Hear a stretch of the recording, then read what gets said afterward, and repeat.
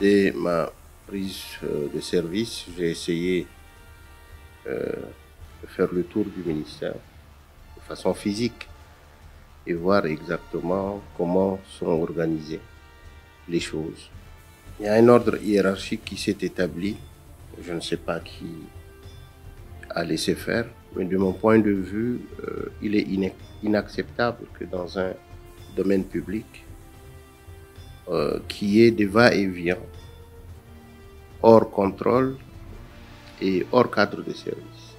On a tendance peut-être, de façon malheureuse, à accepter que le ministère soit l'endroit où tout le monde entre et sort comme on veut.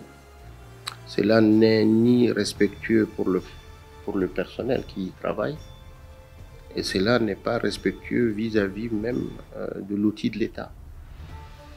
J'ai découvert une kyrielle de démarcheurs qui n'ont pas à être dans la cour d'un ministère, soit-il le ministère de l'Aménagement, de l'Urbanisme et de l'Habitat. Vous savez très bien que ce sujet est d'autant plus sensible. Les problèmes de terrain, les problèmes de doublons, les problèmes des arnaques, qu'il faille absolument recadrer les choses. Donc j'ai demandé à la sécurité de nettoyer la cour.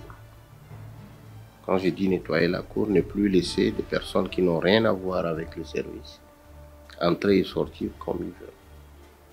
Des gens qui rentrent dans des bureaux, qui en font des lieux de causette, qui n'a pas lieu d'être. Donc je demandais à ce qu'on recadre tout ça.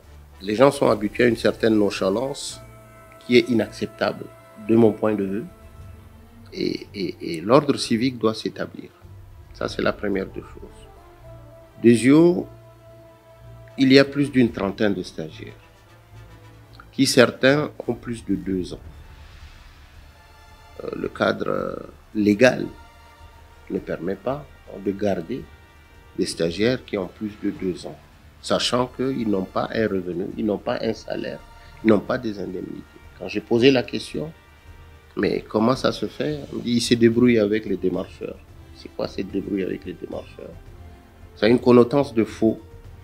J'ai demandé aussi aux ressources humaines de faire des attestations de fin de stage et de libérer toutes ces personnes qui sont ici et qui, selon les chefs de service, les différents chefs de service du ministère, se sont installés plus que même les cadres du ministère.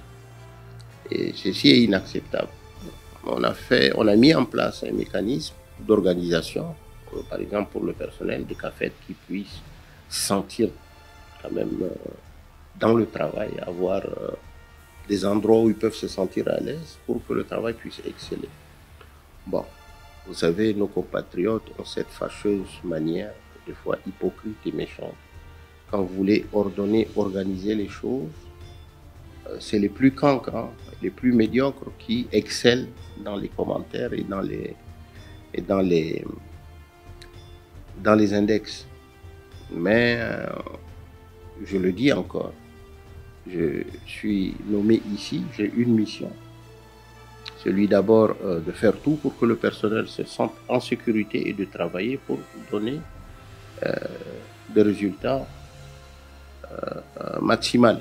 Dans l'organisation du travail, en même temps, nous sommes en train de monter crescendo. Vous savez que le guichet unique a été fermé depuis plus d'une année.